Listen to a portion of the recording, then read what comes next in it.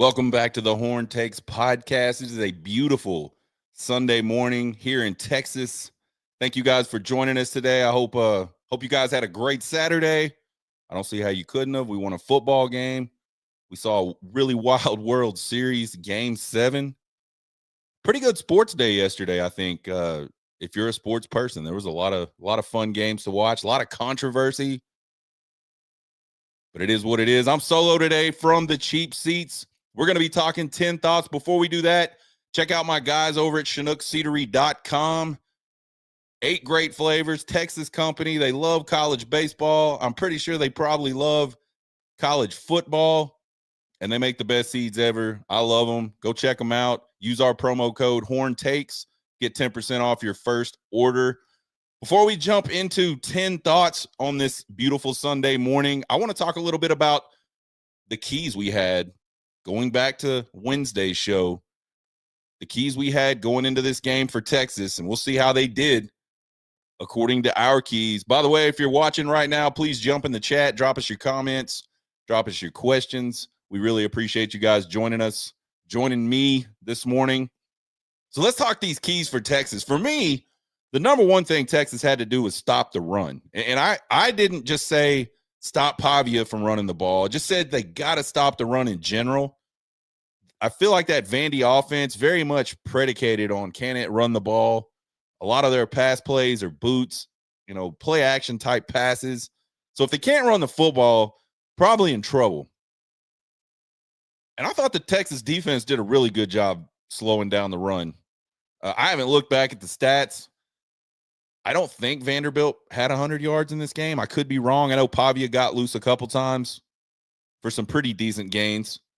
But I thought all in all, they really made it hard on Vandy to run the football. And then once the score got to what it was, they kind of abandoned it, which, no blame there. They kind of had to. They weren't coming back in that game running the football. So number 2 for me was win the turnover battle. And I think we did. I think that Colin Simmons fumble, the only turnover in the game. So the sack fumble recovery by Colin Simmons, I believe. I know that happened really early in the game, but I don't think there was anything else after that. And then win in the red zone. And honestly, I have not gone back to look at the box score. I can't tell you if we won in the red zone. So I don't even know. Maybe somebody that's watching knows, has already looked at the stats. I probably should have went and looked, but I never looked before this show. So, Vandy was really good in the red zone offensively. You had to limit them to field goals. And I thought Texas got to get touchdowns. I can think of at least one play. There was a couple of drives into the red zone where Texas scored touchdowns for sure. So I think they probably performed pretty well in the red zone, both defensively and offensively in that game. We'll go back and do a rewatch tomorrow probably, and I'll look at some more stats. You can check us out on Twitter. I'll be probably tweeting out my thoughts as I'm doing that rewatch. But yeah, I thought the keys were pretty simple. I thought those were what they were. A lot of people had contained Pavia, and I think Michelle had contained Pavia as her number 1 on Wednesday night, and I saw that a lot across Twitter. I think, and that didn't ultimately contain Pavia at all. He kind of went wild on him, especially there in the fourth quarter. But I guess they contained him enough. Weird deal. The offense scored so many points. It was gonna take a hell of a performance for Vandy to get back into that one, and for Pavia specifically. And he did. He played a really good game. So you gotta kind of, like him or not. And I don't. I love watching him play. I can't stand him after the whistle or before the snap. But he played a really good football game on Saturday. So kudos to him. Let's get into these 10 thoughts. Number 1 for me, good to be 7-2 with all the goals still intact for this Texas team. If you watched us after the Florida loss, I was really, really down on this Texas team. And I legit believe everything I believed after that Florida game. It's just like a team that, and in a lot of ways, they still are that same team. They're better offensively today than they were in that game, and probably any point in the season so far this year. But I was not confident in any more games going forward after that Florida loss. And honestly, I'm still not all that confident. But the one thing this team has done over the course of the last 3 games after that Florida loss is they've showed up. Actually last 4 games after that Florida loss, they've showed up and they've won games. It has not been pretty. It's been a bunch of different ways. There are still a ton of things when you watch this Texas team play that are very, I don't know, I'm an old man. They're aggravating. They're irritating. You just know they're more talented and more capable than what they're actually doing. And man, first and second quarter yesterday, we saw that team. We saw that team that I think everybody thought this team was going to be coming into the season. It was just meticulous. They dominated the first half of that game. Really, they dominated 3 quarters of that game. So, yeah, here we are with 3 games left if you're a Texas Longhorn fan, and there's a chance. They still have a chance to run the table, get into a playoff, possibly get into the SEC championship game, which that's a conversation for another time. I don't know if I want them to play in the SEC championship game, just to be perfectly honest. I mean, it'd be great to say you won an SEC championship in year 2 if you're Steve Sarkisian and the Texas Longhorns. But as beat up as this team has been, and just, man, I almost say I hope we get into the playoff and we just have to play an extra playoff game versus, I don't know. You win the SEC championship, you get a bye. That's a tough one. We'll have to have a conversation about that Wednesday night. Number 2, kudos to Sark for rolling with the 11 personnel almost exclusively on Saturday. You saw the offense come alive in the fourth quarter against Mississippi State last Saturday. And once I did the rewatch, I understood why. They spread the field.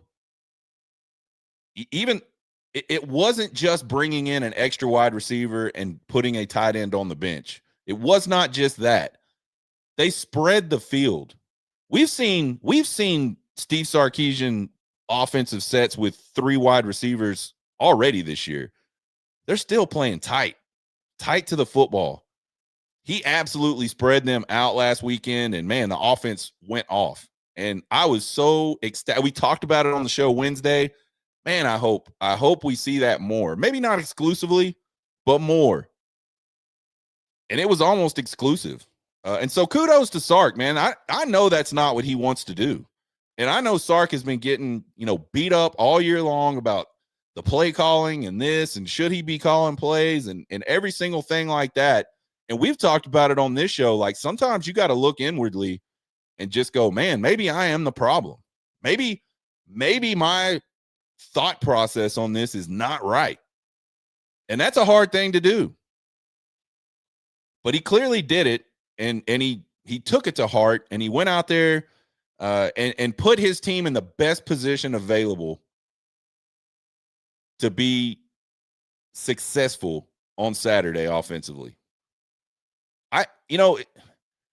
It just helped the entire offense. It helps that offensive line because they don't have all of that traffic in front of them. They don't have to guess about where the pressure is coming from. Defenses have to tell on themselves. You can't just stack in there with 4 guys spread out across the field or 3 guys spread out across the field. You can't stack everybody in there and bail out and make plays. Like, you have to line up where you're going to have to be. So not only does that help the offensive line, it helps Arch see the defense so much better. It'll help those running backs if we'll ever stop running sideways. We'll ever just get up the field. It'll help that running game. Not a lot of traffic will be in there. I mean, we saw a bunch of different. We saw tight ends tight. We saw tight ends out in the slot. But what we saw almost exclusively was 3 wide receivers, and they were spread from sideline to sideline. It is hard to cover 52 yards, 52 and a half, whatever it is. It's hard to cover that horizontally. You create a lot of space if you will just spread people out. And Arch Manning has the arm to make those types of throws.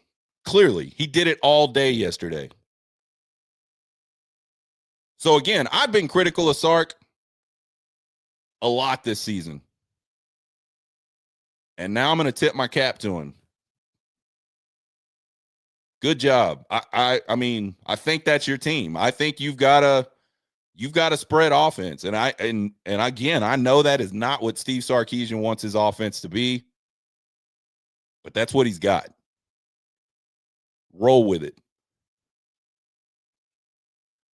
Thought number 3, before we do that, there's a few of you guys watching right now. Jump in the chat, give us your comments, your thoughts on the game. Love to hear them, love to feature them here on the show. Got any questions, let me know. Love to feature those on the show as well.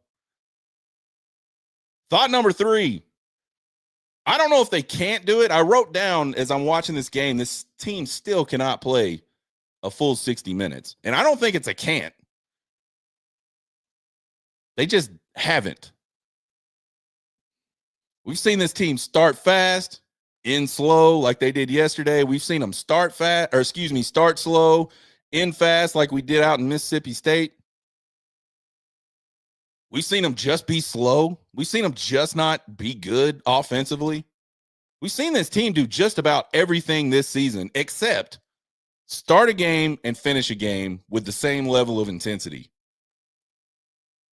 And yeah, we won games.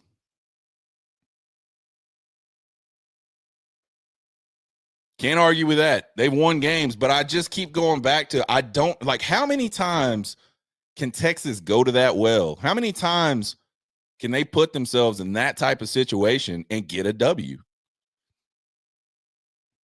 2 out of the next 3 games against some really, really good teams, really good rosters.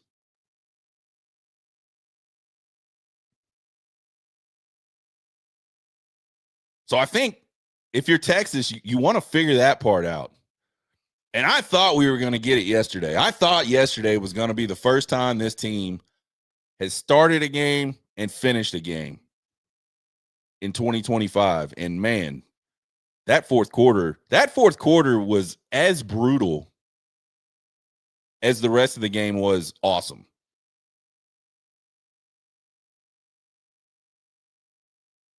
So that's something I feel like they got to fix. Or it will cost them. I don't know. Like, I don't think you can keep doing that. I don't think on the road in Athens, between the hedges, you're going to be able to play a game where you just take off a quarter on either side of the ball. I don't. Maybe I'm wrong. Again, it's hard to argue with the results. They just keep winning. But man, and Sark said it after the game. They are making it way harder on themselves than it should be. Thought number 4, and this is a big one, and I don't know if I've seen anybody. I'm sure someone's thought of it, and I'm sure somebody's tweeted it. I haven't seen. The first 2 drives of the second half were huge for this Texas team. Huge. Vandy goes into halftime with some momentum. It wasn't a lot, but they had some momentum. They scored at the end of half. They're getting the ball back to start the second half. What was it, 31-10? No, 24-10, I believe, at halftime. Yeah, 24-10 at halftime. Vandy goes down the field to start that second half and gets a touchdown. It's a ball game. And quickly.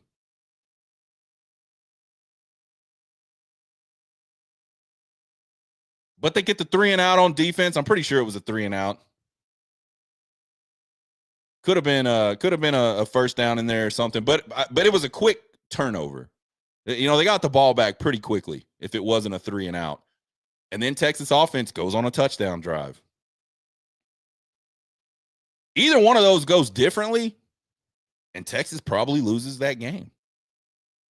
If Vandy figures out a way to get some points, or if Texas doesn't score that touchdown, all else being equal, Texas loses yesterday. So look, that was a huge stretch.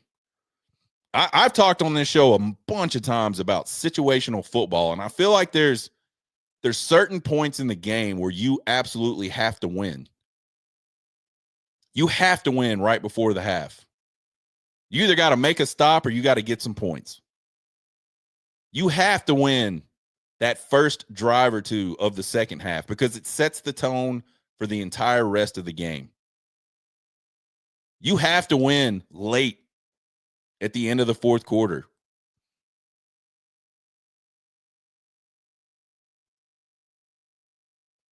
We've seen Texas lose games because they could not execute in either three of those areas. They weren't very situationally good. And to be fair, they didn't execute on two of those yesterday, but they got the one that was important at the beginning of the second half, and I think that set the tone.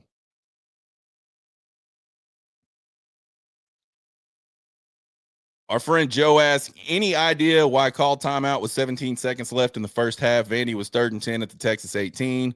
Long timeout followed. Then Pavia completed 18. I don't know. I don't know. I think maybe, I don't know. Can't answer that one for you, Joe. Was it a coach's timeout or was it just an official's timeout? If it's coaches, they probably just didn't like what they had on the field based on the personnel. I don't recall that play, though.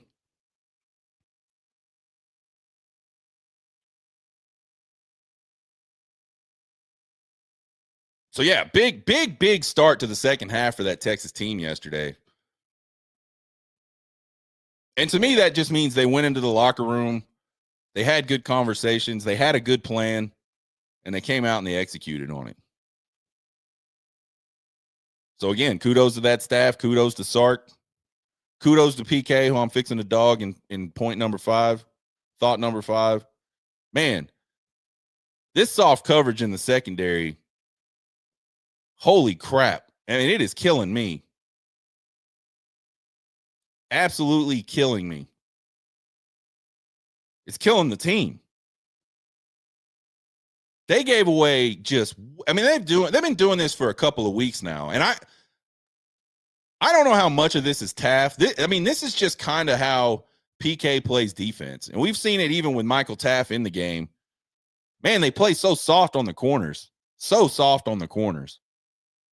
Now, I think a lot of the things that happened across the middle of the field and that deep ball to Stowers or however you pronounce his name late in the game, I think those were back-end breakdowns, which could have easily been not problems if Michael Taft is in the game.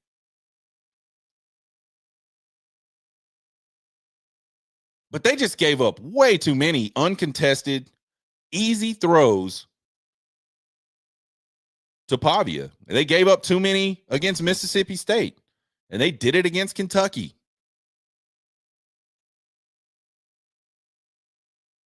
And man, I just don't know how much you can live by that. You don't even have to be that good to make some of those throws. You just have to recognize it and get the ball out there. 4th and 19 from the 2-yard line in the fourth quarter. Easy pitch and catch. It reminded me so much of the play, an almost exact same play in the exact same area of the field against Clemson last year in a playoff game. It was 4th and, I think it was like 4th and 17 or 4th and 12. It was 4th and long. No damn way on the planet it should have got picked up. But they got it. And Pavia got it yesterday. And it was just soft coverage. Uncontested.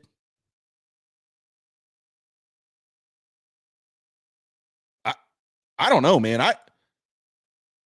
I'd love to just understand more about like PK's philosophy. I think I understand what it is, and I've heard people talk about it, but it'd be cool to hear from the horse's mouth, like what he's trying to do. And I don't mean that in a negative way. Like, I just wish I could understand better why on 4th and 19, you play so far off and Bell so far in coverage that the guy can just turn around and catch a freaking 21-yard pass for a first down. That's a huge momentum swing. I'm pretty sure, and I could be wrong, I have been wrong before, and I may be wrong on this one. I think that's the drive that they scored that long touchdown to Stowers. It like should have been over. Texas should have got the ball on the freaking 2-yard. I mean, somewhere inside the red zone, Texas should have had the football with a chance to just completely put the final nail in the coffin. And I just go back, like, why not? Why give up easy throws and catches like that? Why not tighten up, get some pressure, and force a guy that's, I mean, Pavia does a lot of things well. I don't think arm strength and accuracy are either one of those things for him. He's not like your prototypical NFL type guy that can just fit balls in tight spots. I mean, this is going to sound terrible, and I don't mean it. He's like a really good high school type quarterback. He sees the defense. He understands where people are supposed to be, and he can get the ball out there accurately enough that they make catches. So why not make a guy like that be a precision passer? Like, force him to beat you. They didn't do that on Saturday. They did not do that in the second half at all. I know, game situation, like you don't want to give up big plays, but hell, they did it anyway. And man, it doesn't take long to go down a football field if there's not anyone within 5 to 10 yards of every guy running down the field. The catches and runs just no. They got, I don't know. I think a lot of it probably is Taft, like getting people in the right spots and all that stuff. I think some of that is 100% true. But even still, I mean, I would love to see, you always see what the odds are on so-and-so to win a game at such and such time. I would love to see what the odds are on converting a 4th and 19 from your 2-yard line.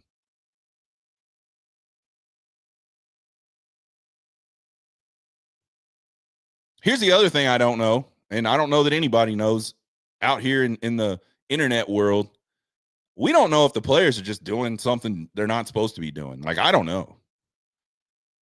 Maybe there's a lot of freedom in PK's defense. I don't know. Either way, like all I do know is you can't give up 4th and 19 ever. Like, ever.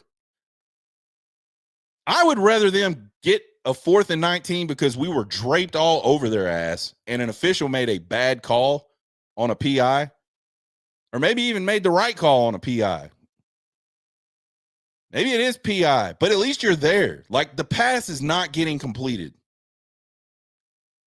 That is infinitely more acceptable to me than some dude just runs down the field, turns around, catches the ball, and takes a few steps and picks up a first down, and there ain't nobody there.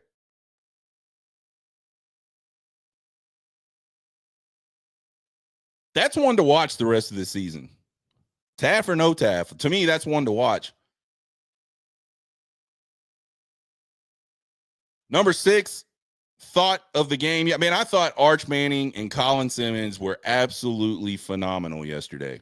That is the Arch Manning that I think all Texas fans thought we would see this year. The whole college football world clearly thought that was the Arch Manning we were going to see this year.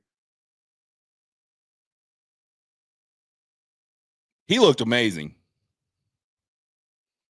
And you know what, man? I'm not going to stop saying it. It is all the personnel packaging and the spread of the field that has been so huge for Arch Manning.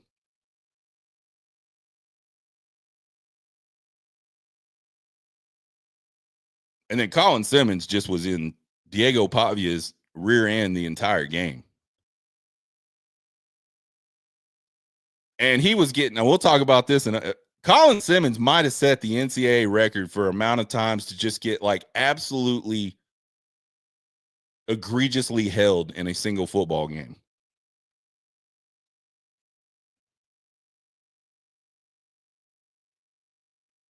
Michelle said it a few weeks ago. Stars have to be stars. And Colin Simmons kind of got a slow start this year, I think. I think a lot of people expected to see more early out of Colin Simmons. But since SEC play has started, he's ratcheted it up a level. I mean, it's like what he looked like at the end of the season last year. And I think yesterday might have been his best game at Texas. I mean, it was good.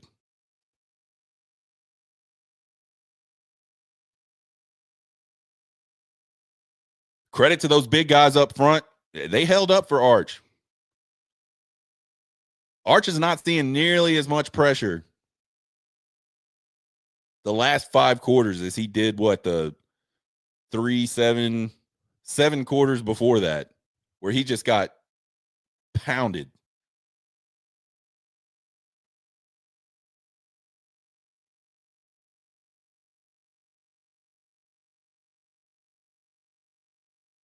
Yeah. Joe's talking about a lot of things that were inexcusable. All those passes late in the game, 100% inexcusable. The one where Stowers is running down the field just on a jog, just having a jog for a touchdown. Just like, what the hell is that? And again, I think somebody messed up it looked like they were in too deep and the safety didn't do his job. I don't know who it was. I don't really care. Like, I'm not going to, whoever was out there just didn't do what they were supposed to be. Or there was miscommunication. There was something wrong, miscommunication, or somebody didn't do what the play was, because the cornerback clearly thought it was cover 2. He just stopped.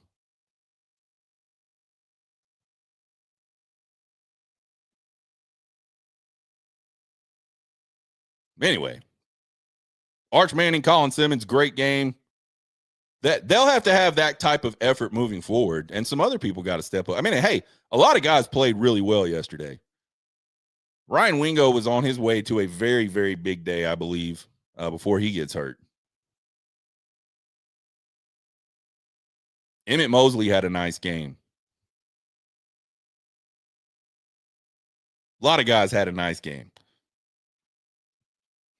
Number 7, God, the officiating late in that game, and I haven't done this in a while. I used to spend like a little short segment on Sunday, almost every Sunday, just dogging officials from across college football, not just Texas games. But there was so much bad in that game yesterday, especially late, that it's going to take up the whole freaking segment, basically. Like, what in the hell? In the fourth quarter, there were so many just terrible calls. I mean, they literally turned a 3-4 score game into a 3-point game. And it wasn't all just officiating. Like, Texas could have made plays, and they didn't.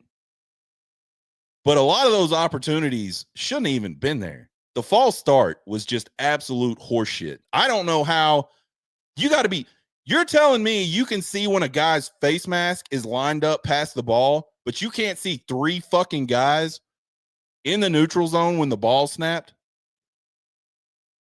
That's what you're telling me? That's the standard? And I don't know who that officiating crew was. I don't think I've ever seen that guy. The referee, and maybe I have, and I just haven't realized it. But is that guy like the dude that they brought in to back up the guy they shit canned earlier this year because he was so terrible? I'm going to have to go research that, because holy shit, man. That was just the no call on the pass interference in the end zone. He didn't have one hand on him. He had both hands on his shoulder pads. Damn near ripped his jersey off. Nothing. The 2-point play will probably go down as like one of the biggest like plays in the history of college football. I think like, and let me finish that sentence, where everybody just kind of came together and said at the same time in like one united voice, this shit is rigged. How in the world do you not overturn that?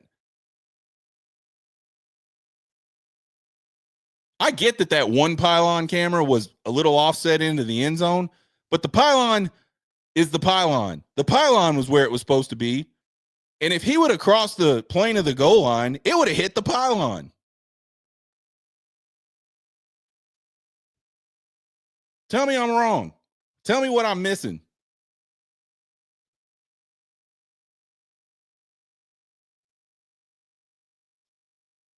Yeah, UT Rage says, I always thought the pylon was truth. Learned something new. I don't know what you thought you learned, UT Rage. I don't know if you're just being sarcastic, or maybe I missed something on the broadcast. But the way he went out, if that ball was truly across the goal line, he would have hit the pylon. 100%. I get that the guy missed it on the field. That's a bang bang play, and that's a lot to see. I'm not even mad at that guy. How in the hell do you review that though and uphold that call? And again, I'm not a conspiracy guy. I'm not the whole thing's rigged for gambling guy. And I think a lot of people also aren't that, because it takes more than stuff like that to rig a game, I think. Like, and maybe I'm naive. I don't know. Again, Texas still could have made plays. But man, on that 2-point play, a whole lot of people that really care about college football went, this shit is rigged. Number 55 for Vandy held every single pass rep of that game. And I'm not just talking like, oh, he grabbed him a little. I'm talking egregiously held every pass rep of that game. He got called for some of them. I think he had 2 or 3 holding penalties. It should have been like 5 or 6. There was one where he is literally just draped, and I think it was Colin Simmons, and I may be wrong on this too, but a Texas defensive end got by him very quickly, and he just draped on his back. What's holding?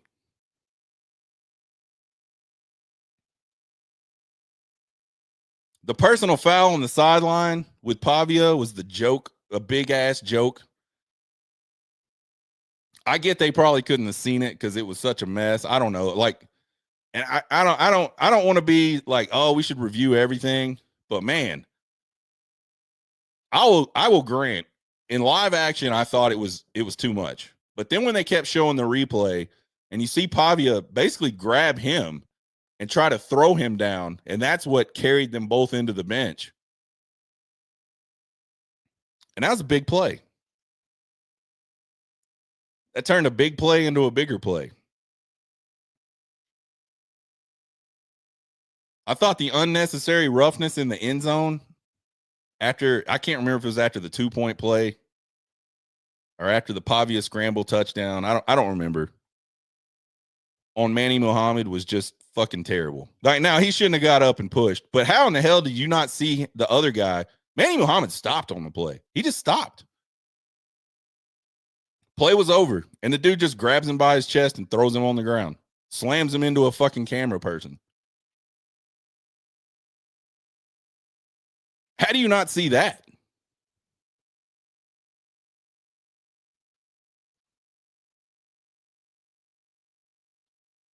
Yeah, people joking that the officials had Vandy plus 3.5. Yeah, I mean, if there can be a massive conspiracy gambling ring in the NFL, why can't there be one in college football? And if you're college football and you don't want that to be sort of the narrative about your sport,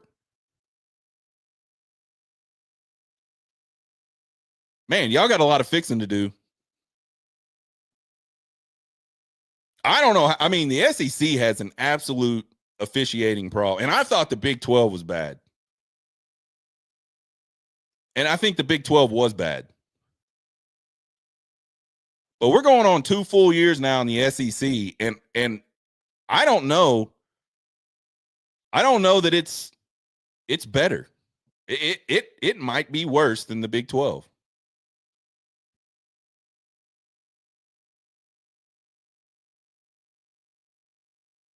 We won the game. I'll move on. Number 8. Man, Trey Wisner. Trey Wisner plays about 20 pounds heavier than he actually is in blitz pickup.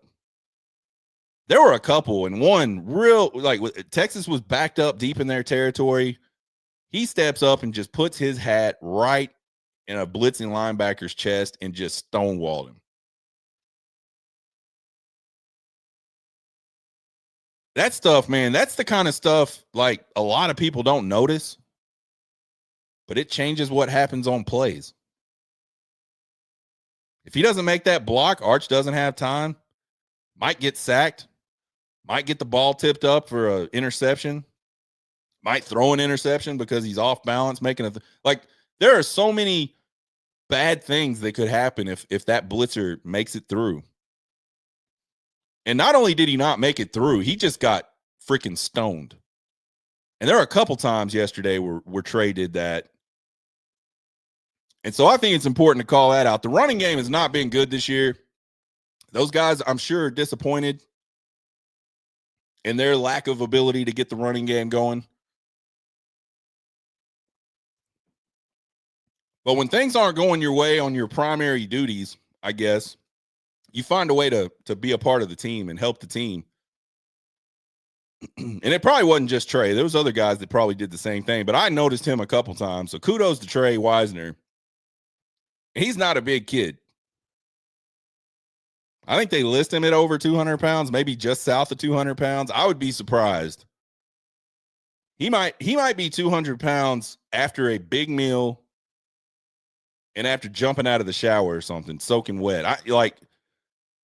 He's just not a big dude, but he plays so big. Thought number 9. Steve Sarkisian gets here, and the very first thing that comes out of his mouth almost is all gas, no brakes. Where is that? Where's the all gas, no brakes?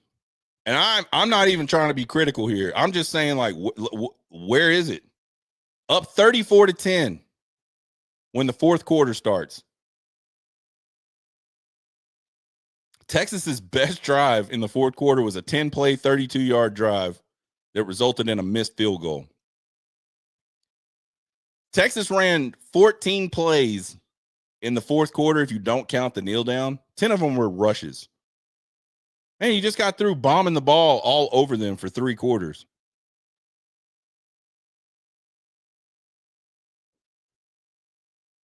Why would you do something that you tried it? I mean, hey, kudos to Sark. He tried. I love the running game, man. I think there's not enough emphasis on the running game. I think they should be better. I know he thinks they should be better. Everybody thinks they should be better. They tried it again. It just didn't go.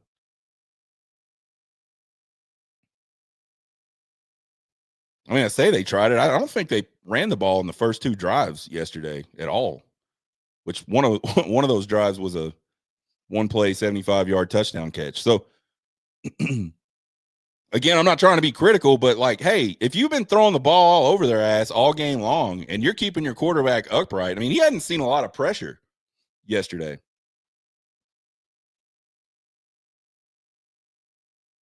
Keep slinging it. Keep scoring. I mean, this team's going to have to keep scoring. The next thing that like pops into my head if I'm Steve Sarkisian is we got to keep scoring. If anything, every SEC coach should recognize that there is not a safe lead anymore in the SEC.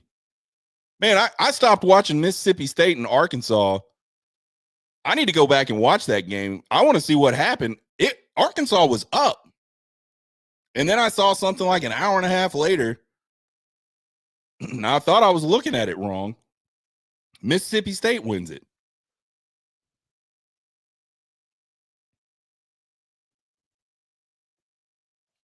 That Texas team yesterday was 4 scores better than Vandy, and they ended up winning by 3.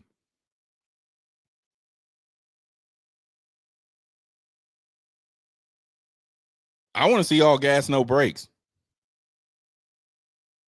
I want to see us run people out of the stadium. I'm talking like, and a lot of people dog this dude for doing this, but I was like, man, you got 60 minutes, and the whole object of being on offense is to score points. That series of games back in, what was it, 2008? I think the Sooners scored 60 points, 4 straight games. It might have been 5 straight games. Maybe it was like five straight over 50 points and 4 straight with 60 points. That's what I want to see. I wanted to see Texas run Vandy's ass out of the stadium yesterday. And they easily could have.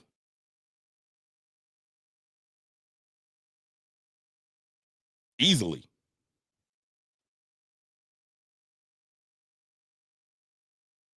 And I get it, man. I get it. Like, he's trying to win. He's trying to run out the clock. I mean, I understand it to a point. Those are all good, like, to me, like, sound decisions in a bubble, in a vacuum. But the best way for this team to consistently hold on to the ball and move down the field is to spread it out and let Arch eat. That's it. It doesn't have to be any harder than that. So you're kind of like, I always ask the same question on defense late in the game when they start running these big balloon coverages. Like, man, you've been winning the game because you're running your defense and your guys are executing it. Why would you go into this coverage that it just allows easy, quick throws? Then not only allow easy, quick throws, but there's room to run. Why would you do that? Like, what sense does that make? Same, you can flip it around on offense. Hey, if you want to maintain the ball, do what maintains the ball. Do what Arch Manning has done the whole game.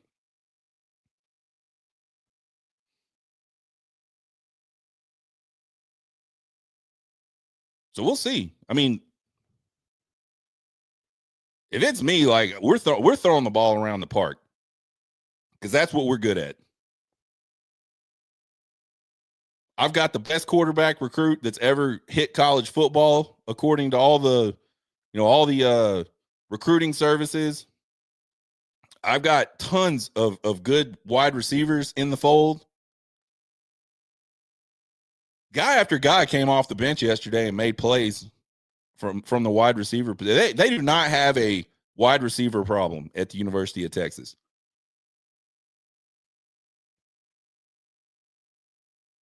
Thought number 10 is I'm watching that game and I'm watching the rest of the games wind down yesterday. The AP poll is going to be kind of interesting today. There's 2 teams that Texas beat in the SEC that have the same record as Texas. They were both ahead of Texas last week. We've seen the AP poll be kind of weird. Like, at least I think we've seen more movement in the AP. It used to be like back in the BCS era, if you were number 3 and you won, you're going to be number 3 again, as long as someone ahead of you didn't win, or you know what I mean? Like, if you won your game, they weren't going to move you around too much. Now we've seen people drop a bunch. We've seen people jump a bunch based on one game. If you're an AP poll voter or a coach's poll voter for that matter, and I believe that the playoff rankings come out this Tuesday for the first time. How do you deal with that Vandy, Oklahoma, Texas sort of thing? Hey, Oklahoma went on the road last night, got a good win.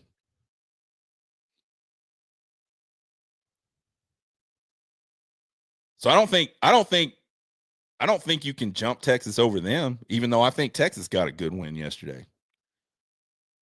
What do you do with Vandy? How far does Vandy fall? 5 teams ahead of Texas lost yesterday. So there's a lot of, and I think 3 of them were in the top 10. I think 8, 9, and 10 all lost. So here's what I think is going to happen. I think Texas is going to move up to like 14-ish. And I think Vandy's going to fall below them, but I think OU is going to stay ahead of Texas. So that's my prediction on the AP poll. We'll see how it goes. And you just don't know. Some of these people don't need to be voting for anything, much less voting for football. Look ahead at the final 3 games. Number 1, the bye week could not have gotten here at the right time, a more right time. Man, the injuries for this team, holy cow. At one point yesterday, I was like, my God, are we going to have a team left at the end of this game? We saw Wingo get hurt on like a really weird play where it almost looked like the guy grabbed his thumb on the way by and just held it. I don't know. But that's kind of what it looked like to me. Or maybe, maybe it got jammed into his, I don't know. But I think the big question for Wingo, and I think we probably got the answer, was it broken or was it dislocated?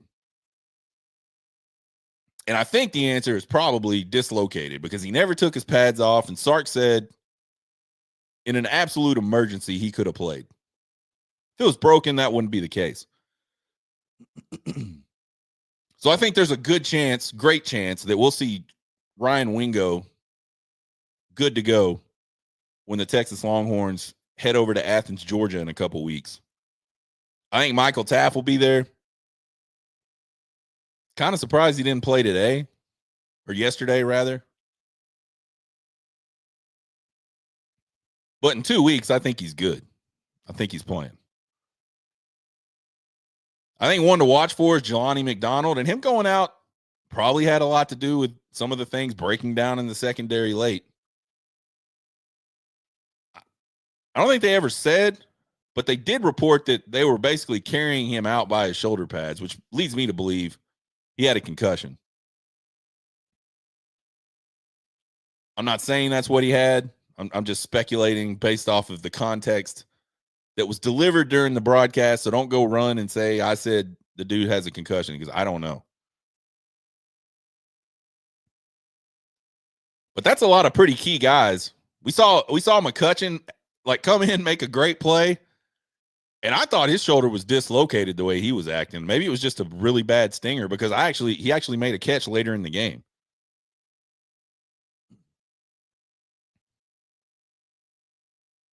But point being, it's a really great time with 3 games left, 2 of them against top 10 teams, one of those on the road, for this Texas team to have some time to rest, get healed back up, get some guys back, and at least start this 3-game stretch at capacity.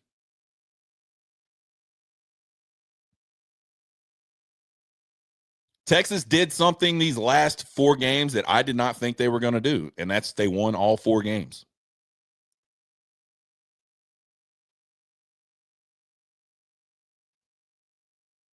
So now I think the question is, can they go and figure out a way to win 3 more games?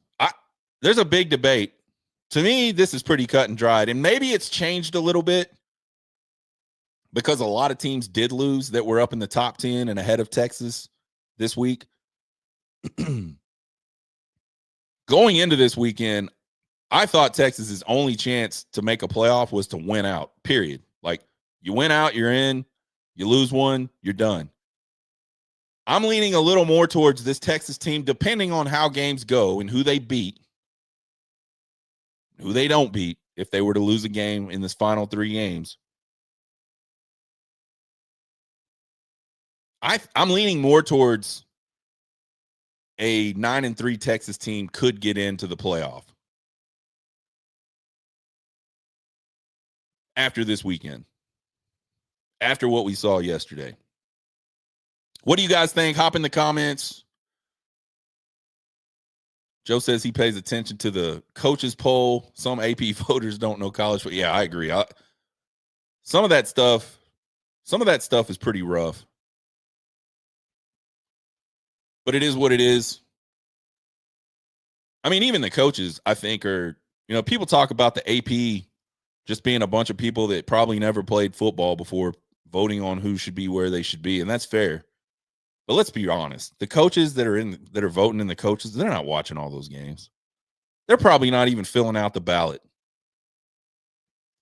As many of these general manager type positions they have today, and these special assistant to the head coach type positions, those are the guys filling out the ballots.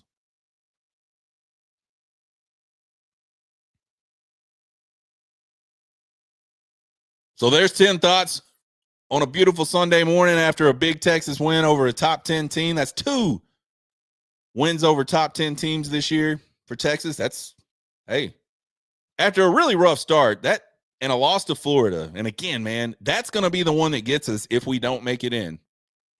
That loss to Florida. 100%. That was a bad loss. And man, it's gonna be interesting to see how this team finishes up and what the voters think about how they finish up. Check us out on Twitter, YouTube at Horn Takes. Subscribe, like, follow, all that good stuff. We appreciate it. We'll do a show Wednesday night. Actually, we may not. Yeah, we'll have to do a show. We're going to do a show Wednesday night. I don't know what we'll talk about. I don't know exactly what we'll talk. We will do a show Wednesday night, 7 p.m. Central Time. I think Michelle will be joining us, and I might be able to get Mark Pena from Occupy Left Field on the show. I know he's a big Texas fan, big Texas football fan. Always does a good job when he comes on the show. So we'll definitely do a show Wednesday. Maybe we'll talk about these next 3 games and how we think they're going to pan out and what we think Texas needs to do better to win those games. Appreciate everybody jumping in the chat. Appreciate everybody watching. You guys have a good rest of your weekend. You guys get hooked.